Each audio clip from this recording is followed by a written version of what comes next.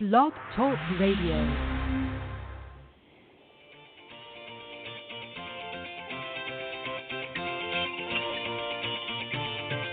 Good evening and welcome to Golf Talk Live. I'm your host, Ted Odorico, broadcasting live every Thursday, 6 to 8 p.m. Central from Panama City Beach, Florida, home of the world's most beautiful beaches. I want to take this opportunity to thank everyone for joining me on my weekly broadcast.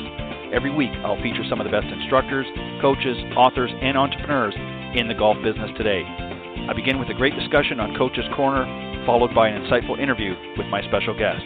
So let's get started by introducing tonight's Coach's Corner panel.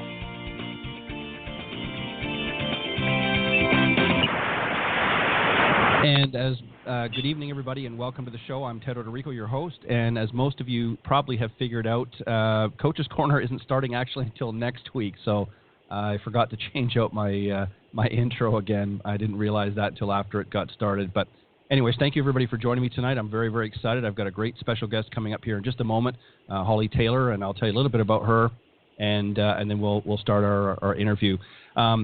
Again, thank you everybody for joining me. And as I mentioned, Coach's Corner will be starting March 5th, and we'll be going to a full broadcast, the full 2-hour schedule.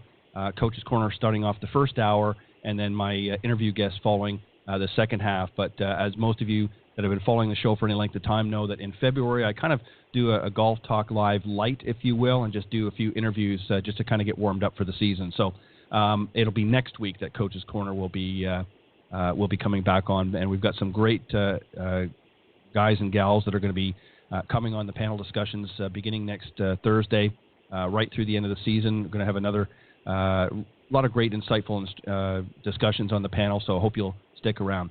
Let me also remind everybody that Golf Talk Live is brought to you by the iGolf Sports Network. iGolf Sports Network, or iGolfsports.com for short, is a live stream broadcast and media production company providing top quality programming designed specifically to attract the golfing enthusiast.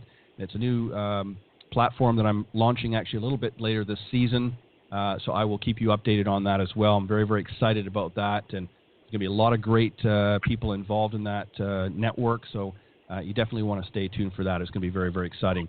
As I mentioned, I've got a great guest tonight, Holly Taylor. She is the head golf professional at PGA Golf Club in Port St. Lucie, Florida. She's also the 2019 South Florida PGA Section's Merchandiser of the Year in the Resort category, and she was also the PGA's 2016 Merchandiser of the Year for Resort Club in PGA South Florida PGA chapter. So lots of great experience, and I just had a chance to talk with her for a minute or two before we went live. So please welcome my very special guest this evening, Holly Taylor. Good evening, Holly. Hi, Ted. How are you? I'm doing very, very well, thank you, and I'm very, very excited to have you join the show tonight. And I just want to say a special thank you to Jessica Lloyd for setting this up for me. I appreciate it very much. So, Jessica, if you happen to be tuning in, thank you very much for connecting Holly and I. Okay, so let's talk about, as I said before we went live, I wanted to kind of get a little bit of a backstory on you. So tell us a little bit about you yourself. How you sort of gravitated to golf? Were you did you start playing at a fairly young age, or was this something you took a little bit later on in life? Well, I was fortunate enough growing up. I had a father who was, he had at the time worked nights. My mom worked days, so I was sort of I was the baby by a lot of years. So I spent a lot of time with my dad, and we had two things that we did almost every day. I mean, I grew up in New England, so it was seasonal, of course, but from the time I was about 4, I played golf with him, every day in the summer, and then ice skated as well. So I've been doing that my whole life until pretty much I came to Florida and the ice skating went away. But, so he was a really terrific golfer. I could never beat him, unfortunately. But, I just learned to love the game through him. And, he taught me to be, competitive and, just have fun. I just love the game. And so I was fortunate, to get started at a young age, and never really thought I would get into the game as a profession until after college. And I started working as an assistant golf pro, and, here I am 12 years now at the PGA Golf Club as the head professional. Very good. So what was sort of that what made you kind of decide that you wanted? Because again, it's not something that everybody necessarily gravitates to. I mean, some people kind of grow up and think, well, I'd like to play competitive golf, and maybe they play, for a collegiate team and then eventually move on to one of the tours, or they go into the teaching side. So what was really the deciding factor for you that said, hey, I think I'd like to go into the teaching side of things? Well, what happened, in college, I actually played on the inaugural women's golf team at Boston College. And, I was there for the first 3 years of it. I started there as a sophomore, and, we had a great time. We weren't very competitive, but, we kind of got the program off to its start. And then after I graduated from college and got what you would call a real job per se, I missed the golfing life. And, my father was always one, once you got your college education, go follow your dreams. So I started working at the golf course that I grew up with, and then I got a winter job down in Florida, and I was actually trying to play competitively, with the hopes of playing professional. And I found out, pretty quickly that I wasn't going to make a living doing that.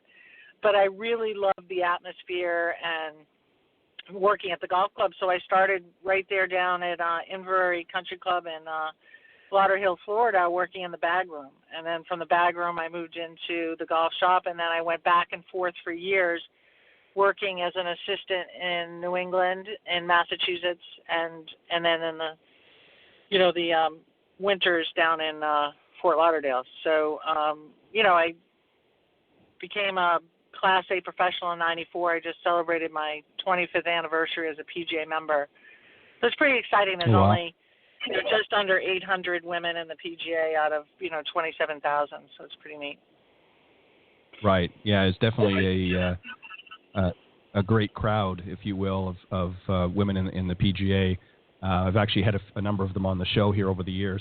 It's interesting. You really had kind of the best of both worlds, because you got to teach and play up in New England during the warmer months, if you will, and then you had the opportunity to come down to Florida and enjoy the winter months down here and do the same thing. So it's you kind of had really the best of both worlds. So when did things transition for you? When did you become part of the PGA Golf Club? Well, after many years of going back and forth, and my job up in New England became,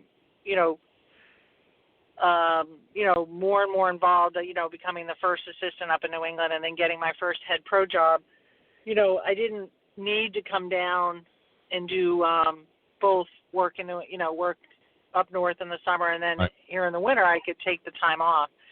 And then I got married, and I have two beautiful boys, and I had this little boy who, once I took him to the PGA show for the first time, and he found beautiful weather in Florida in January, would say, "Mom, I want to move to Florida and play baseball." So I started. I got this job came across my desk. It was sitting there on a sleeting day, and I think it was February up in Hingham, Mass. And this job came across my email, for the PGA Golf Club, and I applied. And I probably never would have unless my husband said, "I don't want to be cold anymore," and my son wanted to go to Florida and play baseball. So I applied, and at the time, Bob Baldessari was the general manager, and all the stars came together, and I got the job, and I started in July of 2008.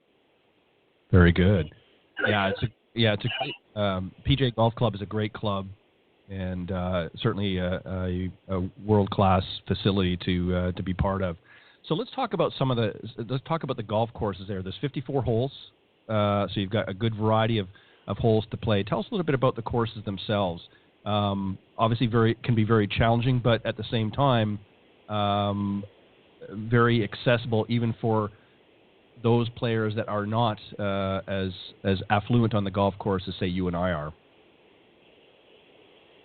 Yeah, what is so very special about the courses at the PGA Golf Club is the three courses, the Wanamaker, the Ryder, and the Dye course, are completely different courses. So, if you come there or you're a member, you just come to play for a weekend or you remember, you get to play 3 distinctly different courses.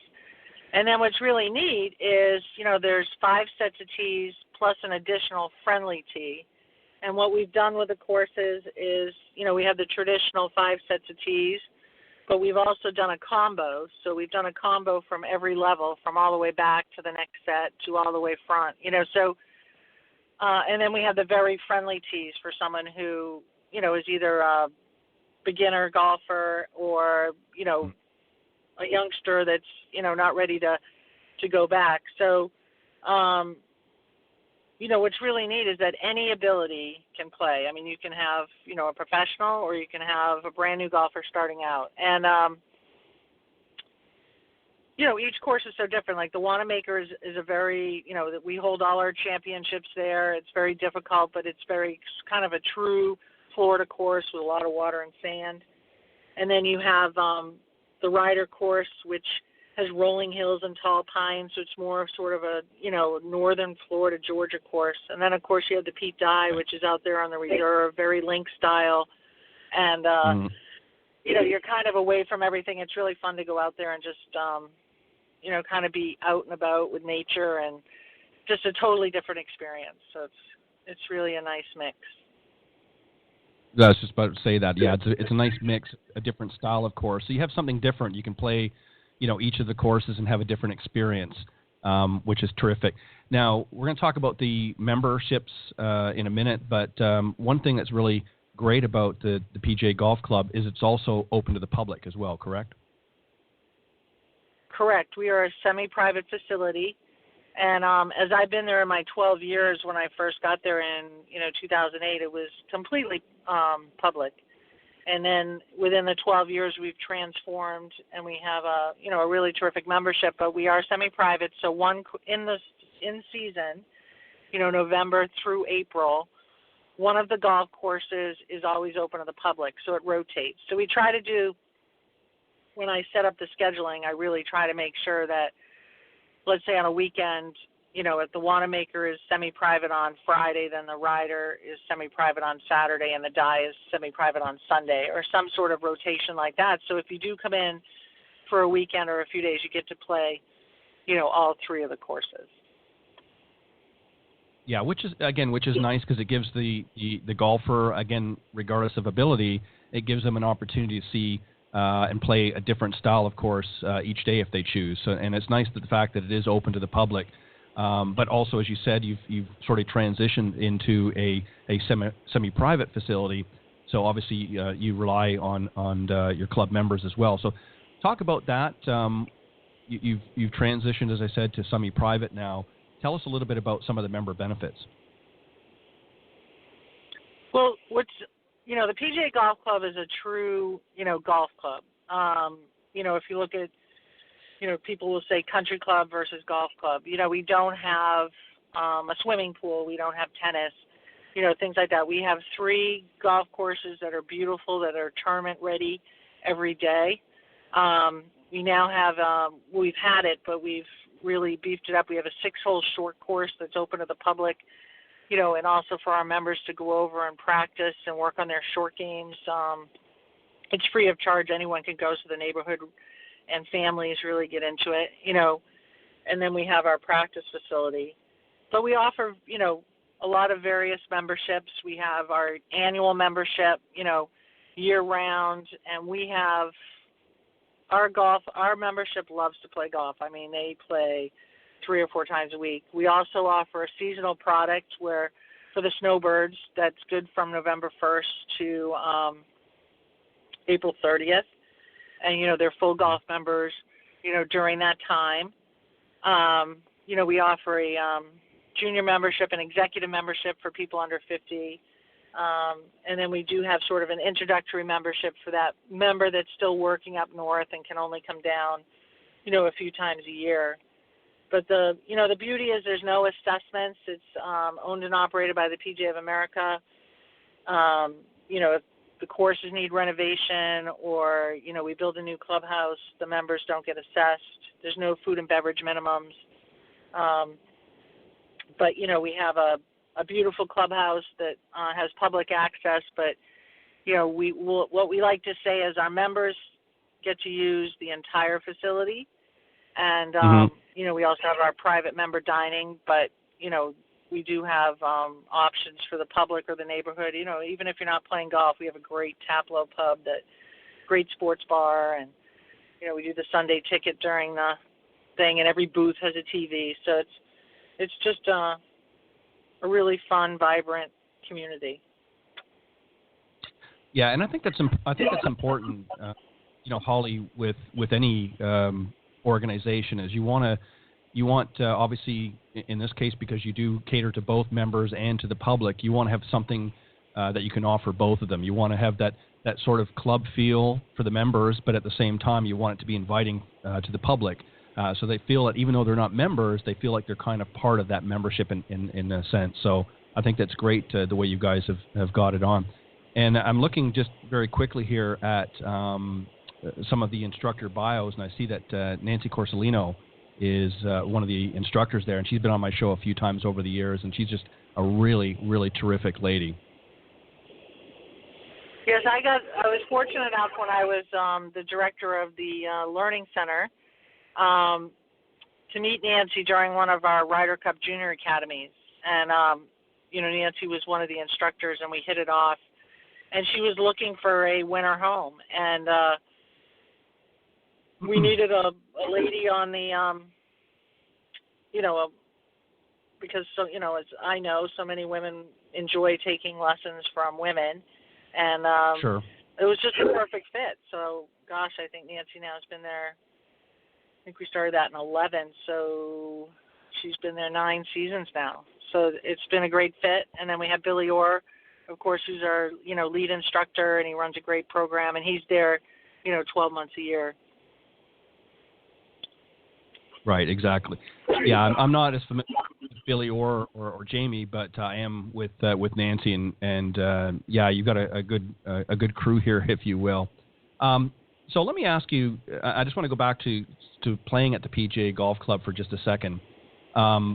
If I was somebody that had never played there before, and I walked into the pro shop and said, I want to play as public, what would you say to them? Would you try to steer them to a specific course if they've never really played a lot of golf, and maybe they're not certainly at the level of a scratch player, but maybe they're not quite a 25 handicap either? Do you try to obviously they have accessible to everything based on what you had said before, but do you try to assist them in some way to give them to ensure that they have the best experience possible their first time out? Well, true. I mean, we try to find out when they're available. Occasionally it's always a good idea to call ahead, because occasionally we might be hosting the National Assistants Championship or the Senior Professional Championship, and our semi-private course at that point is, being used by them for the week. So if you're making a trip and you have your heart set on playing PGA Golf Club, it's definitely a good idea to call ahead to our reservations department and just check availability. But what's really neat is, we, depending on when you want to play, the course is kind of picked for you because it is the semi-private course of the day. However, with the number of tees we have, it's really easy, and our starters, really work hard on, getting to know the golfer on the first tee if they're new, and kind of seeing, what their handicap and experience level is, and sort of directing them to the tees that will be the most fun. Right. The Wanamaker and the Die, you definitely want to play a little shorter, and the Ryder you can play a little longer. If I had my wish list, if I was coming from the north and I was rusty, I would like to start on the Ryder to kind of get my golf game back, and then I personally would move to the Die and then the Wanamaker. Other people find the Die the hardest. I find the Wanamaker the hardest. Excuse me. Yeah, it's really the if you haven't that you're trying to play. Sorry. Yeah, that's true, and that's something as an instructor you want to. We try to guide our students in playing from the tee that's appropriate for them. I mean, there's nothing worse than, coming out to a club or to a golf course and you've got somebody that clearly is not, at that higher skill level yet, and they want to play from the championship tees because they feel like they're getting cheated if they don't. And what they don't realize is they're just, they're holding everybody up behind them because they're just not able to play it. So you want to make sure, and that's great that you guys do that you make a point of trying to help them to have the best experience possible. So let's talk a little bit about instruction. We mentioned some of the people that you've got working there, and I know you have programs for adults and you got programs for juniors as well. Start with the adults and then tell us a little bit about the junior programs you have available. Well, we have a wide variety of programs, as you know. For the adults, we just do constantly year-round. We do our Get Golf Ready programs, which are our series of 5 lessons. They're an hour and a half long. They're a group clinic, and they're only $99 for 5 lessons. And we have different levels. We'll have a ladies only. We'll have a beginner. We'll have a level 1, level 2. So that's a really solid program for either a beginner or someone coming back into the game to get refreshed.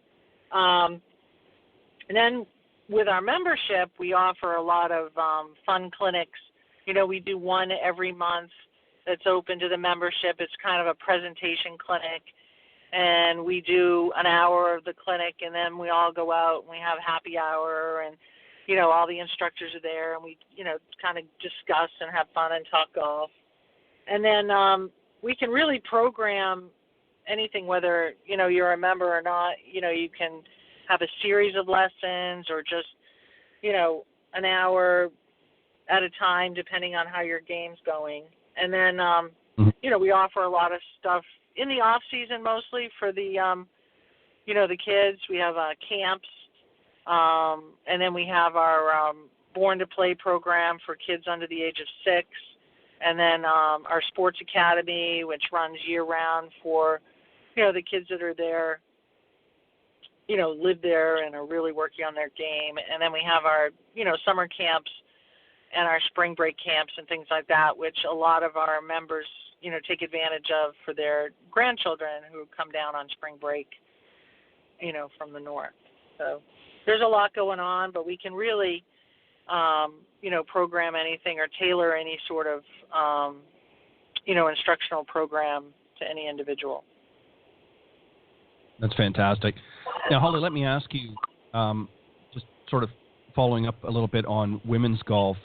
Now, according to a lot of different sources, the National Golf Foundation being one of them, the industry has really seen sort of an uptick, if you will, in the last several years of new female golfers or coming into the game. Are you noticing that as a trend at the PGA Golf Club as well, that more and more women are taking to the game? Absolutely. I think probably, number one, my golf shop shows it.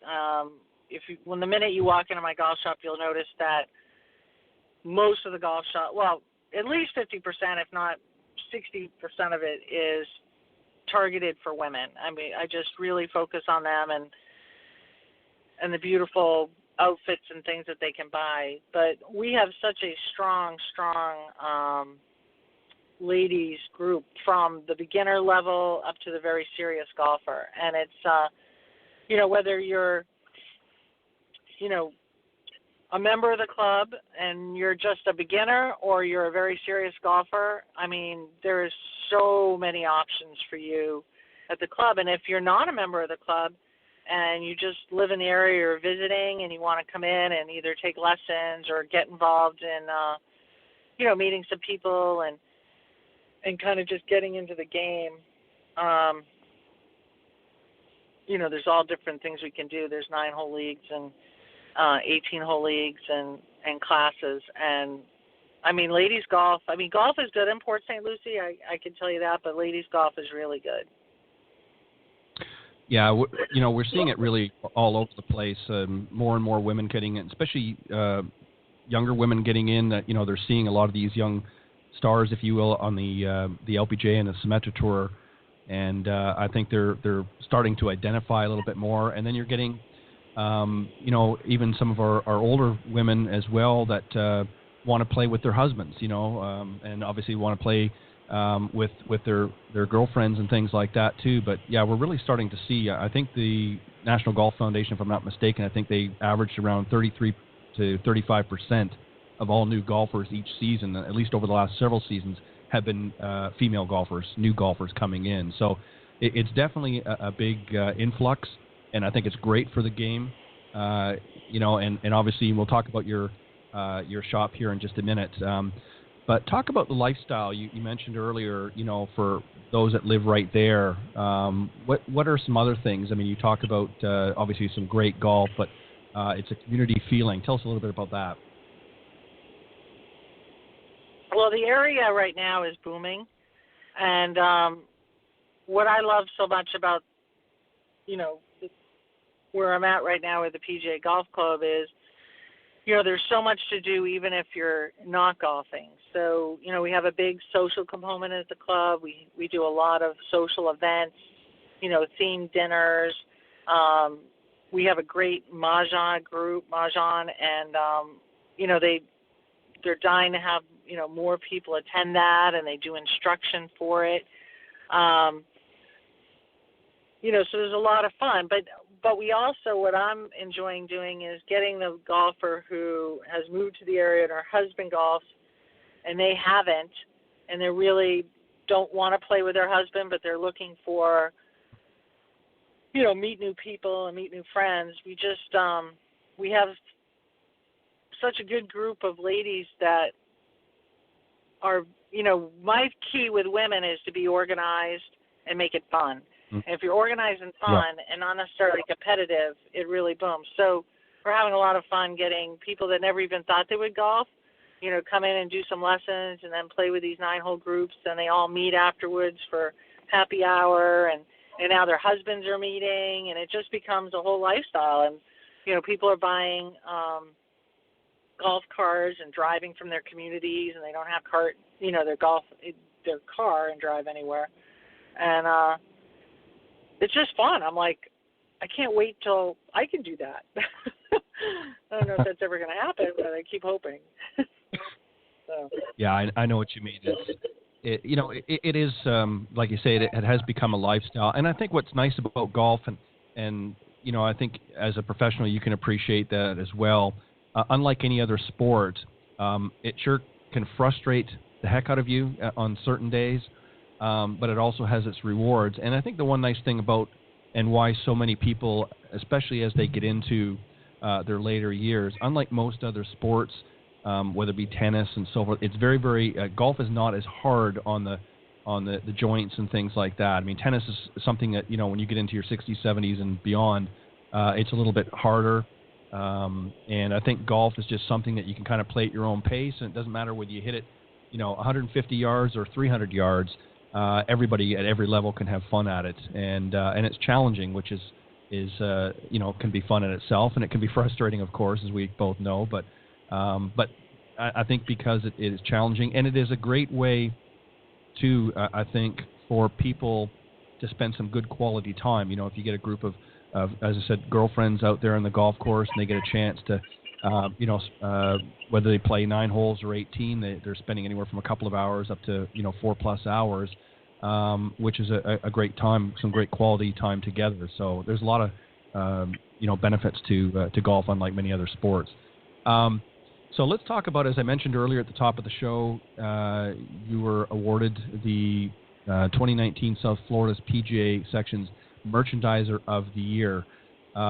And I would imagine that took a lot of work to get to that, because you have to have so much goes into your shop and that. So tell us a little bit about what has made your shop really unique to get that award. Well, I couldn't have done it without my team. I mean, I have a fabulous team, and I have a wonderful merchandiser, and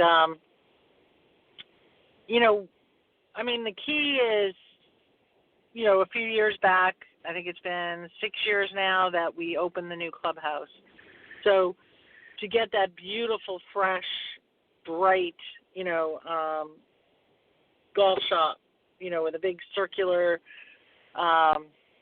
check-in area, and, just it's bright, and it was done so that, we could win awards and things like that. So that's been fun.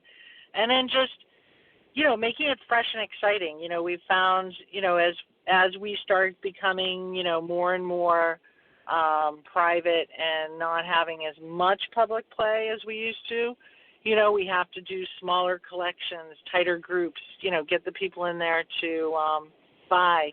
When we go to the show into different things or just go play another course, I go check out the other shops and see what we have. And it's just fun because we're constantly looking for new things. We're constantly trying different ideas, but lots of different collections, bringing them in, changing the displays. This time of year we're changing them weekly, and just having some fun with it. Excited to see we just put that outfit on the mannequin and it sold by 2:00, things like that. So we're just having a lot of fun with it. It's fun. Well, and you touched on something a little bit ago, and that is you have a very definite presence for the female shopper, if you will. And that's something that really, for a long time, and I'm sure you can attest to this, when you walked in traditionally to a lot of pro shops or golf shops, they were more male-dominated. Most of the merchandise there was catering to the male golfer and was really very little. And I think it was very intimidating for a lot of women to go in there because they didn't feel as welcomed, if you will. And I know that for other reasons and other factors, but it sounds like you've really found a good balance in doing that. Would you agree? I do. I mean, there's so many. Well, first of all, ladies love to shop. They love to look good. They love to match. And golf's gotten so fun with their fashions. I mean, we have dresses now and skirts and little fringe and all the stuff. So, just trying a new line and, you still have to kind of have, I'm definitely someone who dresses more traditional, but I have my favorite line. And then I have these ladies who, they want the cutest and sleeveless and tight and all this other stuff. And they look great in it, and they want their shoes to match and their hat and everything. So, it's a mix, and you have to try to, figure it out. But it's definitely geared, and the women love to come in there because we're constantly throwing something new and different at them. Yeah, and I think it's important to mix it up like that and to change it up because, obviously trends come and go in fashion, and regardless of what industry you're representing.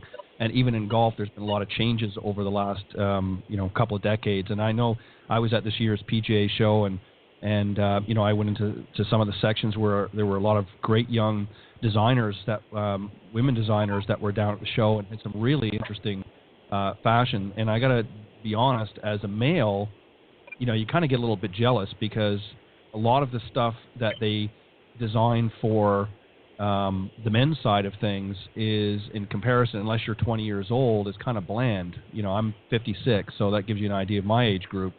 So there's not really a lot of options out there for somebody in mind, but for the women, there's so many different, like you said, options to do that. So, and I think that's important. If you're trying to draw more women into the game, then you've got to make it accessible not only to get on the golf course, but you've got to make it fun and inviting, in your shops as well. And it sounds like you've done that, and hence why you won the Merchandiser Year of the Award in your section. Yeah, I have a whole group of ladies who just go, I'll say, "Oh, look at that dress, you look fabulous in it," and they go, "Well, I don't care about playing good, but I know I have to look good." Right. And they're funny about right. it. Everything matches. Yeah. Yeah, that's true. I've played over the years with a lot of different women, both through instruction and otherwise. And they can be terrible out on the golf course, but boy, they're going to look good. You can bet on that. And and that's what makes it fun, I think. And I think for somebody in what you do, as you mentioned earlier off air, that you don't do as much teaching as you used to do, but you've obviously found an area that you're really passionate about and obviously enjoy. bring a lot of these different products to market through your shop, and it sounds like, obviously you've got a winner there. So how do you decide now? I know obviously you've mentioned before too that you go down to the PGA show and that, but how do you decide what you're going to bring in? Do you just sort of, obviously you have some suppliers that reach out to you on a regular basis, but how do you decide if there's some new things? Where do you go to find a lot of that out? Well, we have, I have a buy plan and, a budget and all that stuff, and we do have the PGA show. But then we have, being fortunate down in Florida with so many clubs, we do have a spring.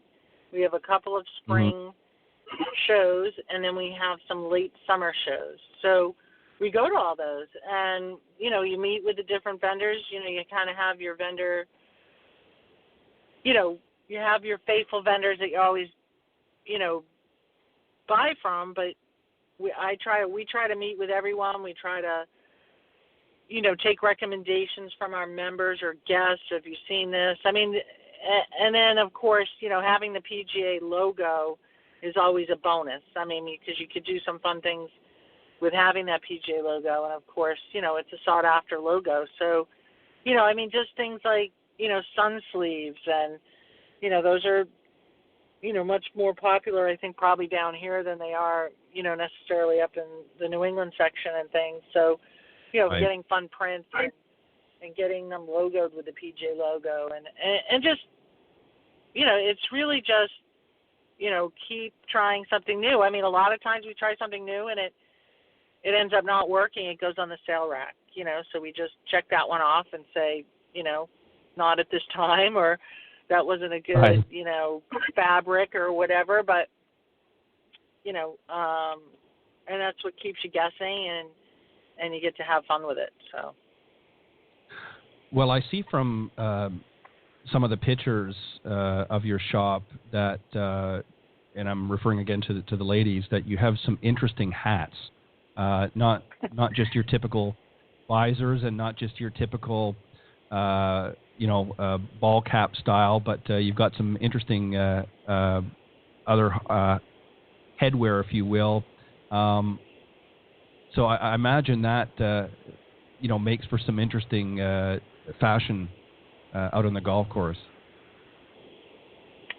It does. We've had some success with it. And then, of course, we've tried some lifestyle pieces, so that not everything in the shop is golf-related. We have some things in there that, that you wouldn't go golfing with, you'd wear to dinner or out to a brunch or yoga. We even have this yoga line in there now and things like that. So we try it. I think there was a time there we probably went a little too over the top on hats that weren't necessarily for golf. But we've thinned those out and we've kind of redirected. But we have a really fun hat that comes in all these different colors that has a brim in it. They put PGA Golf Club and rhinestones on the front, and man, does that sell well because we can match it with almost every outfit we bring in. It has so many great colors. So it's fun. We try to keep them guessing, and, we take chances, and sometimes they work and sometimes they don't. Yeah, it's always, and that's really the fun of it, I think, is to being able to do that.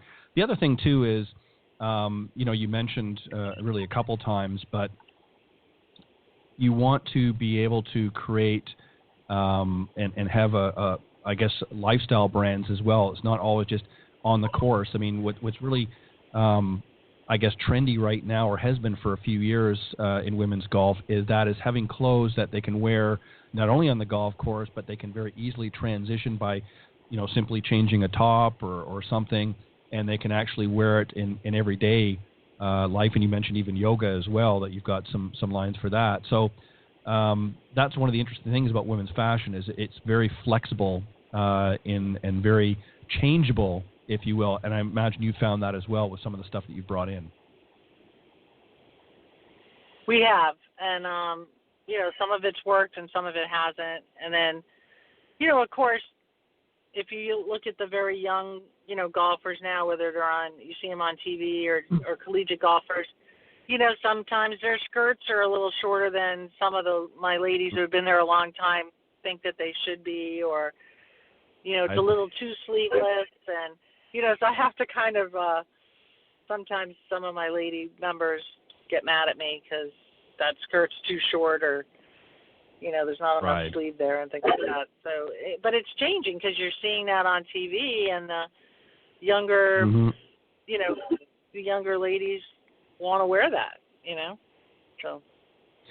Yeah, it's a balancing act, I think, and it kind of keeps you on your toes too, because you've got to kind of stay up on some of the fashion trends and things like that, but at the same time you've got to find a happy medium and balance for your other members as well, so you don't feel like you're catering to one market and not the other. So I'm sure it can be very difficult. So was there anything that special that you try to do overall when you're running the shop, and that when you're putting it together each season? Is there sort of a thought behind, okay, this is what we want to do? Is there, I don't want to say agenda, but is there sort of a game plan each season when you get ready to sort of start in 2020, let's say? Was there sort of a thing, okay, we want to come out and really, this is something we want to focus on this year in our shop? I think it kind of evolves. You end up going to one of the shows and you get with a vendor and all of a sudden you see, oh, look at this new look. We're doing this with the skirts, or we have this dress, or do that. And then you kind of start seeing a theme with, I don't know how they all know that they're doing this sort of thing, but all the different companies are sort of kind of introducing maybe a new little look. And it kind of evolves through that. We always have our agenda. We have our buy plan, and we look at the past year and, how did this hat do, or how did this line do, and how did this type of shoe and bag, and, maybe we meet on it and talk about it. But a lot of it just sort of happens. We end up going to a show and we're like, oh, we have to have that, or we have to have this. And the one thing we do always have to be careful with are the colors, because sometimes everybody's trending to a purple, and then all of a sudden the whole shop is purple, and you have to make sure you're not overloading on that type of thing. Was there anything, I'm assuming you went down to the show this year, was there anything that stood out to you as something that you're going to be bringing in this year that was sort of caught your eye and thought, this is really seems to be a trend this year, and we're going to give it a go and see how it works? I think the dresses continue to dominate for the ladies, these golf dresses. And so, the companies are getting better with it. They're making sure they're putting, at first when they came out, they didn't have the right pockets, so they didn't have the little trunks that go underneath and all that. So I think all the companies are getting better that way, and they're all trying to outdo each other with different ruffles and cuts. Mm-hmm. So I still think that's a huge hit, and more people are going that way. In our shop, we definitely sell more skirts than we do shorts. So the short market has really fallen off and things like that. With the men, we're having a lot more fun with the men as far as fun prints. The men are definitely, the different companies are coming out with a lot more fashionable prints and, happy hour prints and fishing prints and palm tree prints. And so we're having a lot of fun with that, but, also keeping a traditional line, going in the men, but a lot of color for the men and a lot of prints now. So it's nice. And, and then the beauty of down here is think like, oh, we're not going to need any outerwear, but the last few mornings have been kind of chilly, so I've been killing it in outerwear. So you always still have to make sure you have that, that not the heavy stuff like you would up north, but a nice, base layer or something. Yeah, especially this season here, the temperature has fluctuated. I know when I was down at the show, I was down for the whole week, and early part of the week it was very, very cold.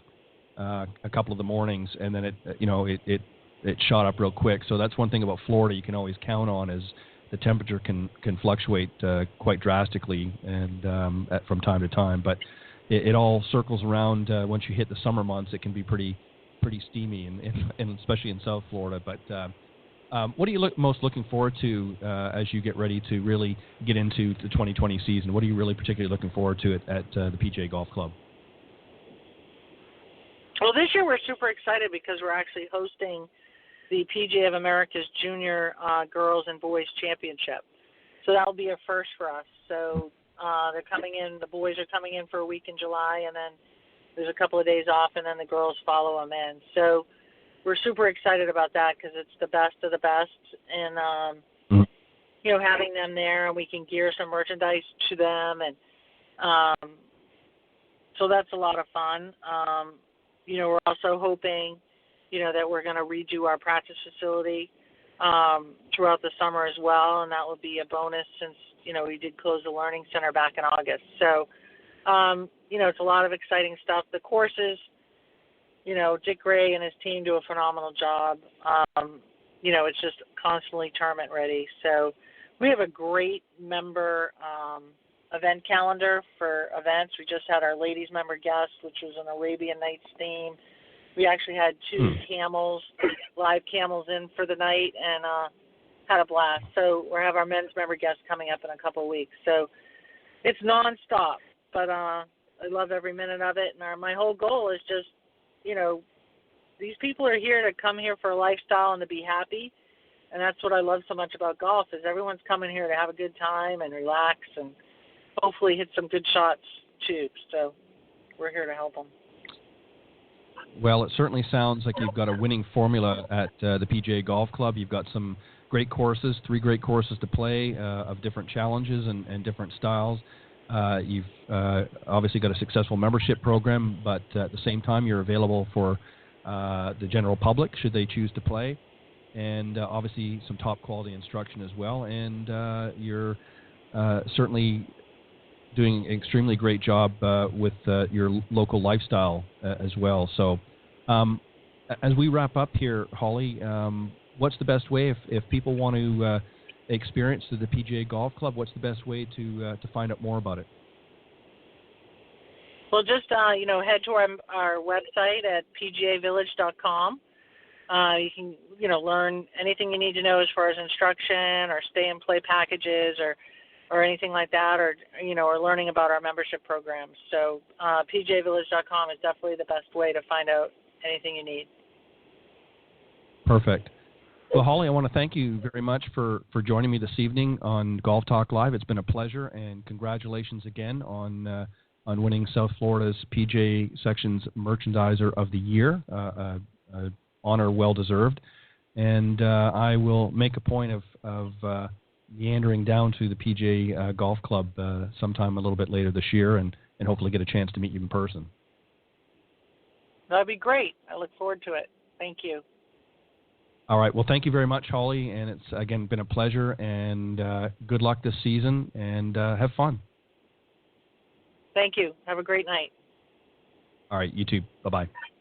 All right. That was my very special guest, Holly Taylor, head golf professional at the PGA Golf Club and the 2019 South Florida PGA Section's Merchandiser of the Year in the resort category. And again, if you want to find out more information, if you go to pgavillage.com, all of the information there about the courses, about the instructors, and just a lot of great things going on there. You definitely want to check it out if you're going to be heading to South Florida in the Port St. Lucie area. It's a definite must-stop. Even if you're not an accomplished golfer and you want to just have a great overall experience, you want to make sure you do that. So, again, thank you, everybody, for joining me tonight. And we're going to cut a little bit short. Don't forget to tune in next week, March the 5th. We'll be bringing back Coach's Corner. And I'll be going to my full 2-hour broadcast, and followed by, after the panel discussion, will be followed with another insightful interview. So thank you, everybody, for joining me tonight. God bless, and I will see you next time right here on Golf Talk Live.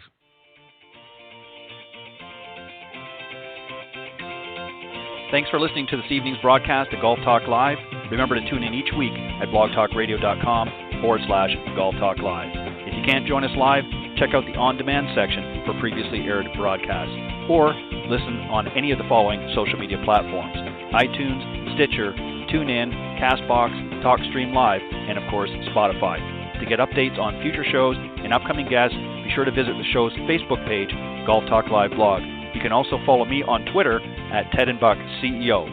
Remember to join me live each week for another great broadcast of Golf Talk Live. See you next time. This has been a production of the iGolf Sports Network.